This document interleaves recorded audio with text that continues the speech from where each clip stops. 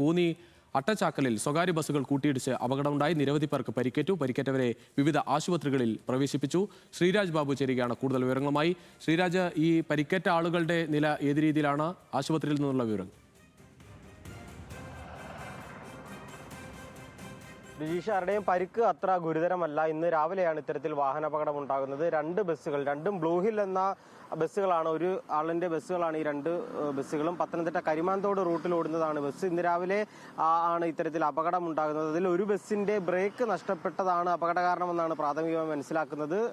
എതിർദിശയിൽ വന്ന ബസ്സിലേക്ക് ഇടിച്ചു കയറുകയായിരുന്നു. സ്കൂൾ കുട്ടികളടക്കം ഈ ബസ്സിലുണ്ടായിരുന്നു. 30ഓളം പേർക്ക് പരിക്കേറ്റിട്ടുണ്ട് എന്നാണ് മനസ്സിലാകുന്നത്. ഇതിൽ ആരുടെയും പരിക്ക് ഗുരുതരമല്ല. നമുക്ക് ആ ദൃശ്യങ്ങളിൽ ഒരു കുട്ടിയുടെ തലയ്ക്ക് സാരമായി പരിക്ക് പറ്റിയിട്ടുണ്ട് എന്നാണ് നിലവിൽ മനസ്സിലാക്കാൻ സാധിക്കുന്നത്. ഈ പരിക്കേറ്റവരെ കോന്നി മെഡിക്കൽ കോളേജിലും അതുപോലെ തന്നെ കോന്നി താലൂക്ക് ആശുപത്രിയിലും തൊട്ടടുത്ത് സ്വകാര്യ ആശുപത്രിയിലും എത്തിച്ചിട്ടുണ്ട്. എന്തായാലും ആരുടെയും പരിക്ക് ഗുരുതരമല്ല എന്നുള്ളതാണ് ഏറ്റവും ആശ്വാസകരമായ കാര്യം. ഇന്ന് രാവിലെയാണ് ഇത്തരത്തിൽ വാഹന അപകടമുണ്ടായത്. ഒരു ബസ്സിന്റെ ബ്രേക്ക് നഷ്ടപ്പെട്ടതോടെ എതിർദിശയിൽ വന്ന മറ്റൊരു ബസ്സിലേക്ക് ഇടിച്ചു കയറുകയായിരുന്നു.